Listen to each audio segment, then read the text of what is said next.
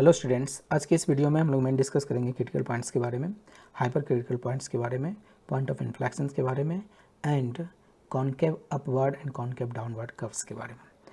सो हम लोग स्टार्ट करते हैं first of all critical points के बारे में। सो स्टेटमेंट क्या है इसका? Let y equals to fx be a function and x equals to c be a point in the domain of the function, and the point x equals to c is called critical point of fx if either fx equals to 0 at x equals to c and f dash c does not exist. Means क्या मतलब? ये हुआ कि आपको अगर कोई function दिया हुआ है, सबसे पहला काम है आपका उसको डिफरेंशिएट करना। डिफरेंशिएशन करने के बाद अब उसको जीरो के इक्वल करें, इक्वेट करें जीरो से, उसके करस्पॉन्डिंग एक्स का वैल्यू निकालें। तो जो एक्स का वैल्यू होगा वो क्रिटिकल पॉइंट्स होगा जो इसको सेटिस्फाई कर रहा है। दूसरा कि ऐसे बहुत सारे पॉइंट्स होते हैं किसी भी कर्व में जहाँ पर उसका डिफरेंशिएशन एग्जिस्ट नहीं करता है। मतलब वो जैसे कॉर्नर का पॉइंट्स होता है ना, जो हो सकता है किसी पॉइंट पर कोई फंक्शन डिसकंटिन्यूअस हो तो ऑब्वियस ही बात है उस पॉइंट पर वो डिफरेंशिएबल भी नहीं होगा। तो ऐसे बहुत सारे पॉइंट्स होते हैं जहाँ पर एफ डैश एक्स एग्जिस्ट नहीं करता है, तो वो सभी भी क्रिटिकल पॉइंट्स होंगे। ठीक है, ये इसका मेन स्टेटमेंट है। तो इसको हम समझते हैं कि एग्जाम्पल से। Let f x equals to sine x और डोमेन इसका है 0 से 2 पाई। तो आप देख सकते हो ये साइन एक्स का ग्राफ है। ठीक है, तो 90 के करस्पॉन्डिंग अगर देखा जाए तो इसका जो स्लोप होगा टेंजेंट का वो 0 होगा। तो हम लिख सकते हैं कि f dash 90 is equal to 0। Similarly f dash 3 pi by 2 equals to 0, क्योंकि इस समय भी इसका स्लोप क्या है, parallel to x axis, that means slope का वैल्यू 0 है। ठीक है, मतलब tangent parallel to x axis है, दैट्स वाई स्लोप का वैल्यू 0। सो अब ये 90 और इस चीज़ को हम दूसरे, ये तो ग्राफिकली आपको डायरेक्ट समझ में आ रहा था कि 90 के करस्पॉन्डिंग भी एफ डैश 0 आ रहे हैं और 3 पाई बाई 2 के करस्पॉन्डिंग भी एफ डैश 0 आ रहे हैं। तो ये दोनों 90 और 3 पाई बाई 2 क्रिटिकल पॉइंट्स होंगे। लेकिन इसमें इन्होंने कहा था कि एफ डैश सी को 0 करो, चलो इसको डिफरेंशिएट करके देखते हैं एक बार। तो f dash x is equal to cos x, so cos x equals to 0, it means x is equal to 90 and 3 pi by 2, it means 90 and 3 pi by 2 are the critical points। ठीक है, second example आप देखें कि y equals to suppose mod of x minus 1। ठीक है, तो इसमें इसका डोमेन क्या हो सकता है, minus infinity two plus infinity, कुछ भी आप रख दो, कुछ ना कुछ तो वैल्यू आएंगी। तो सबसे पहले हम क्या करते हैं, इसका ग्राफ ड्रॉ करते हैं, right. So y equals to mod x is like this. So y equals to mod x minus 1 unit shift downwards, and when we apply modulus of on this function, a negative portion will be positive, so it becomes like this. So see here, at x is equal to minus 1 it has a corner, at x is equal to 0 it has also a corner, and x equals to 1 it has a corner, right.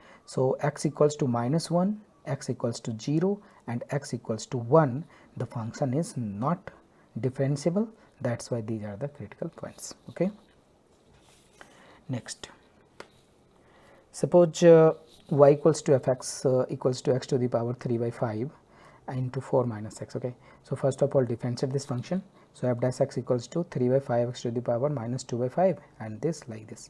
so if we arrange this, it is 12 minus 8x divided by 5 x to the power 2 by 5। okay, so if you put f dash equals to 0, this equals to 0, so numerator must be 0, so x equals to 3 by 2। okay, so it is a critical point, first critical points। and second, you can see that if x equals to 0, f dash x does not exist, that's why x equals to 0 is another critical points। okay, so there are two critical points of this function, 0 and 3 by 2। next question is fx equals to x to the power 4 minus at xx square। so it can be factorized like this, x square minus 8, and we can factorize x square minus 8 equals to x plus 2 root 2 and x minus 2 root। okay, so first of all differentiate this function, it is 4x cube minus 16x। so if you take out 4x outside the bracket, so it will be x square minus 4, and this can be factorized like this। so if f dash equals to 0, okay, so x equals to 0 or x equals to plus minus 2। okay, so all these are the critical points, we can see by graph all these points are critical points or not. Okay, so the graph of this function x to the power 4 minus 8x square is like this. So you can see at x equals to 2, corresponding to 2, f dash 2 equals to 0, which indicated by here, and here f dash minus 2 equals to 0 because the slope of this tangent is 0. Okay, and at x equals to 0 it is also tangent here. So f dash 0 equals to 0, f dash minus 2 equals to 0, f dash 2 equals to 0. So these are there are three critical points, 0, minus 2 and plus 2. Okay, next some important points. If x equals to c is a critical point of fx, then it is also the critical point of the function fx plus k. इसका मतलब ये हुआ कि अगर fx का कोई critical points है और उस fx को आप वर्टिकली अपवर्ड या डाउनवर्ड शिफ्ट करते हैं तो क्रिटिकल पॉइंट्स चेंज नहीं करेगा. देख सकते हैं आप y equals to x square ये ग्राफ है, इसमें क्रिटिकल पॉइंट्स कौन सा है? 0 है, क्योंकि f डैश 0 पर ये 0 आ रहा है क्योंकि यहाँ पैरेलल हो रहा है x एक्सिस के. इसको अगर 1 यूनिट शिफ्ट करते हैं तब भी f डैश x का वैल्यू आपका 0 ही आ रहा है एट x इक्वल्स टू 0 पर. Or if you put this graph downward 1 unit, then f dash 0 is 0 here. So we can say that if we move the graph vertically upward or downward, the critical point does not change. Okay, next, critical point at x equals to c is a local minima if the function changes from decrease to increase at that point. Oh, bilkul correct. See, this is the graph and you can see at x equals to c, towards x equals to c leftward it is a decreasing function, and the right side it is increasing function. So it is decreasing to increasing, and at x equals to c, f dash c equals to 0. So decreasing to increasing it gives a minimum value because the minimum value of this graph is this point. Okay, and this is corresponding to x equals to c. So this is the critical point and we here find the local minima of this graph, right? So it is said that a critical point x equals to c is a local minima if the function changes from decrease to increase. Okay, a critical point x equals to c is a local maxima if the function changes from increase to decrease at that point. बिल्कुल सही है. x equals to c, f dash c equals to 0 here, and it is first increases and then decreases. Okay, that's why x equals to c is the critical points at which we can get local maxima. Okay, next concept is each point of a constant function is critical point. You can see y equals to k is a constant function, and at every point along this curve, if we differentiate and find the value at this point, it will be 0 because differentiation of constant function is already 0. So corresponding to every point it gives the 0, it gives 0. Okay, so each point of a constant function is a critical. So every point of a constant function is a critical point. Okay, next question is a local extremum must occur at critical points. It means maxima or minima always occurs corresponding to critical points, but the converse may not be true. लेकिन इसका जो converse है मतलब कि critical point के corresponding ही maxima या minima होगा, ये कोई ज़रूरी नहीं है. ठीक है, देखो स्टेटमेंट में एकदम क्लियर है कि लोकल जो मैक्सिमम मिनिमा होगा वो क्रिटिकल पॉइंट्स के अलोंग होगा, के अकॉर्डिंग होगा. ठीक है, ये सही है, लेकिन क्रिटिकल पॉइंट्स जहाँ जहाँ होगा वहाँ वहाँ मैक्सिमम मिनिमा होगा, ये ज़रूरी नहीं है. तो उसको समझते हैं. F x equals to x cube, so f dash x is equal to 3x square. So when f dash x equals to 0 it is x equals to 0. ठीक है, मतलब x equals to 0 critical points है. अब देखो y equals to x cube का graph कुछ ऐसे जाता है. आप देख सकते हो कि यहाँ पर x इक्वल्स टू 0 है. क्या ये मैक्सिमम है ऑफ दिस ग्राफ है? नहीं है. क्या इस ग्राफ का मिनिमम पॉइंट नहीं है, ठीक है। इसका मैक्सिमम क्या हो सकता है, इन्फिनिटी, मिनिमम क्या हो सकता है, माइनस इन्फिनिटी। तो क्या क्रिटिकल पॉइंट्स के करस्पॉन्डिंग मैक्सिमा मिनिमा होना ज़रूरी है, नहीं है ज़रूरी। ये बिल्कुल इस चीज़ को बता रहा है कि ये कोई ज़रूरी नहीं कि कन्वर्स हमारा सही ये होगा, लेकिन इतना ज़रूर है कि जितने भी हमने मैक्सिमा मिनिमा निकाला था वो एफ डैश एक्स को जीरो करके ही निकाला था। इसका मतलब है कि क्रिटिकल पॉइंट्स के लॉन्ग ही मैक्सिमा मिनिमा निकलता है, लेकिन मैक्सिमा मिनिमा मतलब क्रिटिकल पॉइंट्स के लॉन्ग मैक्सिमा मिनिमा तो हो गई, लेकिन ज़रूरी नहीं है हमेशा, है ना। Okay, next question is f dash equals to fx equals to mod of x square minus x. Okay, so see fx equals to अभी मोड नहीं लेके चल रहे, बिना मोड का है, ठीक है। x माइनस 1, तो इसका ग्राफ कैसे जाएगा, इसके दो रूट्स होंगे, x equals to 0, x equals to 1, so 0 and 1 two roots and it is a quadratic equation, so nature of this function is parabolic, so and the coefficient of x squared is positive, that's why concave upward. So the graph of this function is this, and when we apply mod of this function, so negative part of the graph becomes positive, so like this.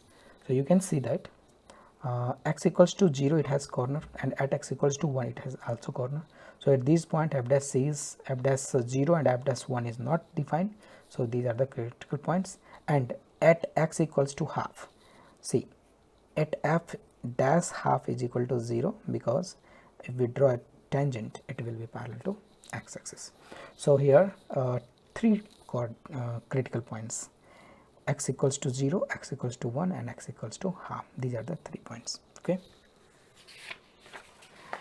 Hyper critical points क्या होते हैं? Hyper critical points किसी भी function में वो points होते हैं जब हम डबल डिफरेंशिएशन को जीरो के इक्वेट करते हैं और उसके करस्पॉन्डिंग कुछ वैल्यू आते हैं। अभी जो क्रिटिकल पॉइंट देख रहे थे उसमें क्या हो रहा था कि हम सिंगल डिफरेंशिएशन मतलब एक बार डिफरेंशिएट करके जीरो कर रहे थे, तो उसके करस्पॉन्डिंग जो वैल्यू आ रहे थे वो हमारा क्रिटिकल पॉइंट्स। लेकिन हाइपर क्रिटिकल पॉइंट्स में आप डबल बार डिफरेंशिएट करें और उसके करस्पॉन्डिंग जो वैल्यू आएगा वो आएगा हाइपर क्रिटिकल पॉइंट्स। तो इसको एक अलग नाम से भी हम लोग जानते हैं, critical points of second kind या सेकेंड ऑर्डर क्रिटिकल पॉइंट्स, ठीक है। इसका ये भी नाम है, इसका ये भी नाम है, टू डिफरेंट। ओके, तो इसका न्यूमेरिकल्स आगे देखेंगे। ओके, अभी हम लोग मेन स्टडी करेंगे कॉनकेव अपवर्ड्स के क्या प्रॉपर्टीज़ होते हैं। ओके, सो सी कॉनकेव अपवर्ड, जैसे देखो ये जो ग्राफ का नेचर है ना, ये कप टाइप का, ये कॉनकेव अपवर्ड का नेचर है, ठीक है, कॉनकेव अपवर्ड। ओके, सो इसमें एक्चुअली इसका प्रॉपर्टी कैसे निकलेगा, आप देखो क्या करो कि जिस पर पहले तो ये समझो कि जिस पर ये जीरो हो रहा है इसका डिफरेंशिएशन, मतलब स्लोप जीरो कहाँ है, इस पॉइंट के करस्पॉन्डिंग। इसके इधर एक पॉइंट ले लेते हैं, इसके इधर एक पॉइंट ले लेते हैं, ठीक है, हमने दो पॉइंट ले लिया। इस पॉइंट के करस्पॉन्डिंग एक टेंजेंट ड्रॉ किया एंड इस पॉइंट के करस्पॉन्डिंग भी एक टेंजेंट ड्रॉ किया और इस पॉइंट के अलोंग भी एक टेंजेंट ड्रॉ किया।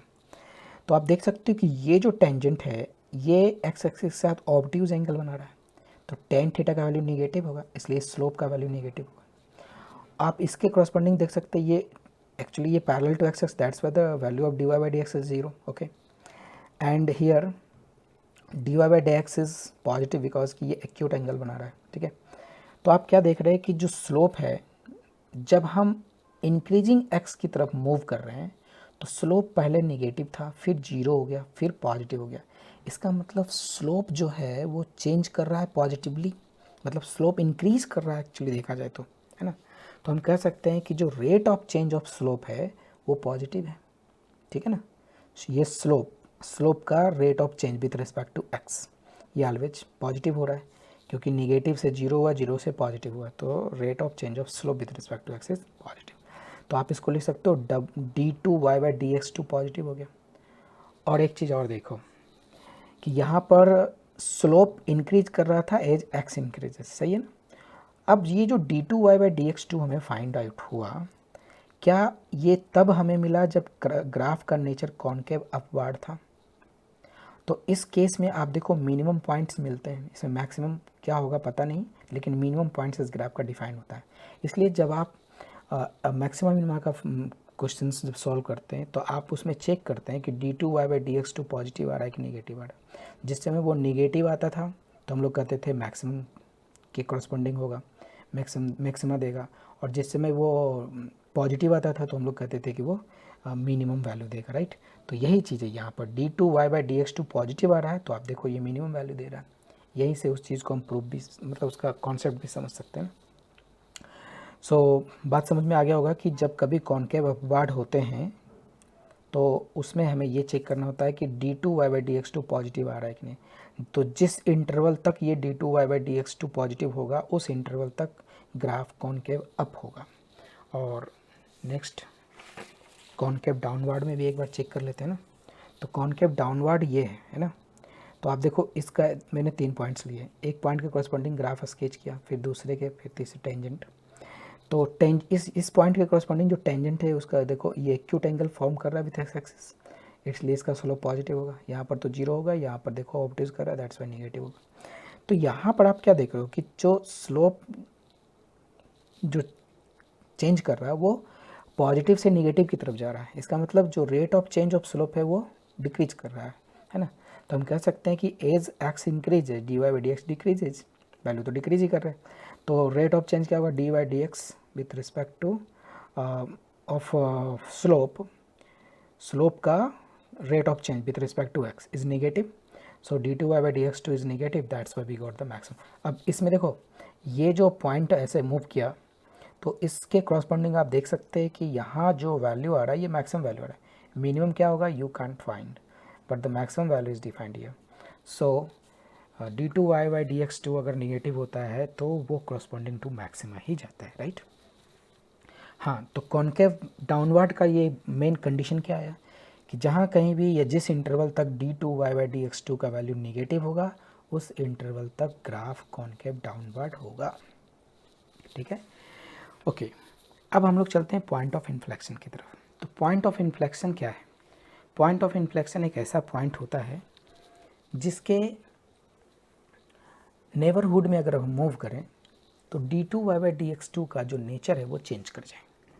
मतलब हो सकता है कि पॉइंट ऑफ इन्फ्लेक्शन के लेफ़्ट में मूव करें तो वो लेफ़्ट में कॉनकेव डाउनवर्ड दे रहा हो, और राइट में मूव करें तो कॉनकेव अपवर्ड हो गया।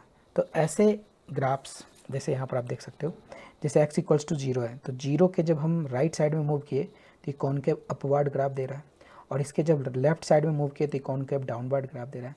तो ऐसा जो भी पॉइंट होगा जिसके नेबरहुड में मूव करने से कॉनकेव अपवर्ड कॉनकेव डाउनवर्ड में चेंज हो रहा है, कॉनकेव डाउनवर्ड कॉनकेव अपवर्ड में चेंज हो रहा है, ऐसा है ना। तो उस पॉइंट को हम लोग कहते हैं पॉइंट ऑफ इन्फ्लेक्शन। तो यही यहाँ पर लिखा हुआ है कि the point on the curve at which a curve change is concavity from upward to downward और vice versa, this point is called point of inflection. Okay, so mathematically हम कह सकते हैं कि d2y/dx2 इज इक्वल टू 0 करने से जो points आते हैं वो पॉइंट ऑफ इन्फ्लेक्शन आते हैं, और x के चेंज करने से d2y/dx2 चेंज होना चाहिए उस पॉइंट के कॉरस्पॉन्डिंग, ठीक है। अभी एग्जांपल देखो, जैसे y equals to x3, right. तो dy/dx का वैल्यू 3x², d2y/dx का वैल्यू 6x। आप देख सकते हो कि ये जो d2y/dx है, अब देखो x अगर पॉजिटिव होगा तभी तो ये पॉजिटिव होगा, x निगेटिव होगा तो ये निगेटिव होगा, ये 0 होगा तो ये 0 होगा, ठीक है। तो हम कह सकते हैं कि जब x पॉजिटिव होगा तो ये पॉजिटिव होगा, मतलब ये कॉनकेव अपवर्ड ग्राफ देगा, और जब x निगेटिव होगा तो ये निगेटिव होगा, मतलब ये कॉनकेव डाउनवर्ड ग्राफ देगा। बिल्कुल वही चीज़ लिखा हुआ है, x पॉजिटिव पर d2y/dx2 पॉजिटिव होगा और ये कॉनकेव अपवर्ड ग्राफ दे रहा है, और x निगेटिव पर d2y/dx2 निगेटिव हो रहा है यानी कि कॉनकेव डाउनवर्ड ग्राफ दे रहा है, और x इक्वल्स टू 0 पर d2y/dx2 0 हो रहा है यानी कि पॉइंट ऑफ इन्फ्लेक्शन यहाँ पर क्या है, 0 0, ठीक है। एक बहुत interesting question,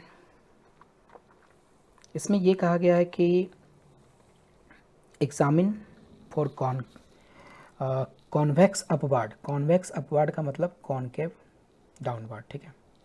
concave upward and point of inflection of the curve, मतलब ये कर्व दिया हुआ है, आपको ये एग्जामिन करना है कि किस इंटरवल से किस इंटरवल तक ये कॉनकेव अपवर्ड होगा, किस इंटरवल से किस इंटरवल तक ये कॉनकेव डाउन होगा, और इसके पॉइंट ऑफ इन्फ्लेक्शन क्या है, ये आपको फाइंड आउट करना है। तो अपन स्टार्ट करते हैं, फंक्शन दिया हुआ डिफरेंशिएट करते हैं 2 बार।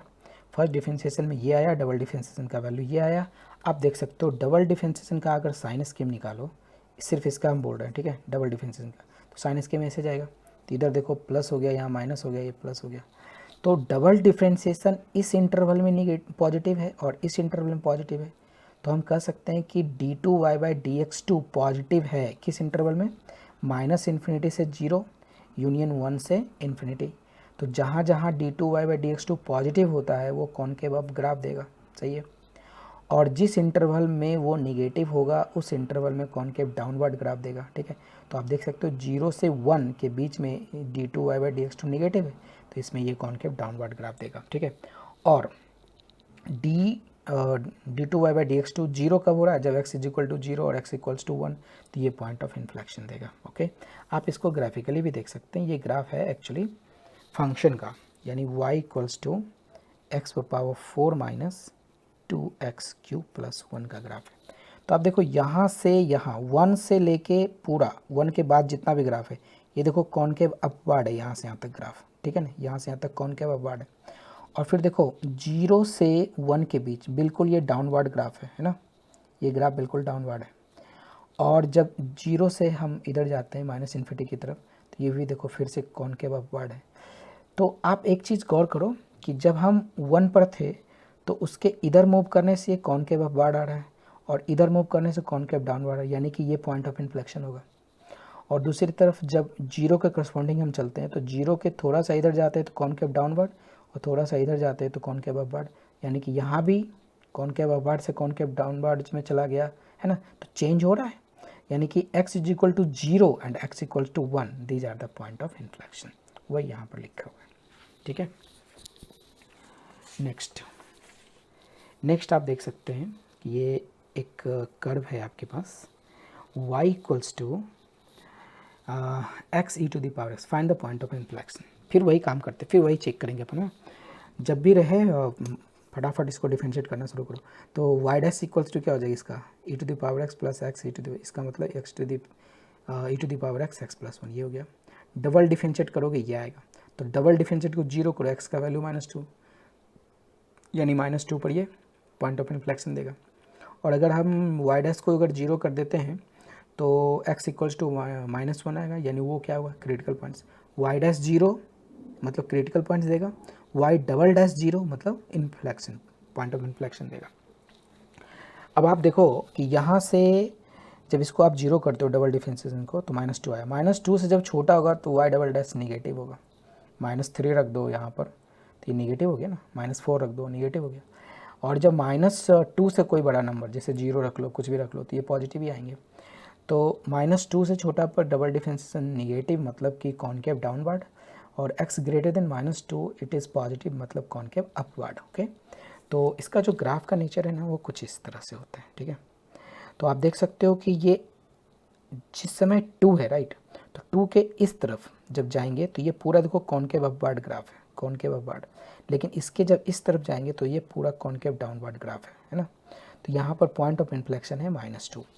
और जब y' को आपने 0 किया था, x = -1 आया था, तो y' से x = -1 आया, यानी f' -1 का वैल्यू 0, यानी कि ये जो -1 है यहाँ पर ये क्रिटिकल पॉइंट्स, ठीक है। तो इस बहुत सारे एग्जाम्पल से आपको ये भी पता चल रहा होगा कि critical points and point of inflections are different points, okay, not the same points. एक और ग्राफ है, एक बहुत ही मस्त ये इक्वेशन है, y = e⁻⁻x², इसको गॉसियन कर्व कहा जाता है, ये आप प्रोबेबिलिटी में भी पढ़ सकते हो, शायद इसका एग्जाम्पल है। सो y = e⁻⁻x², गॉसियन कर्व है। Find the point of inflection of this curve, right.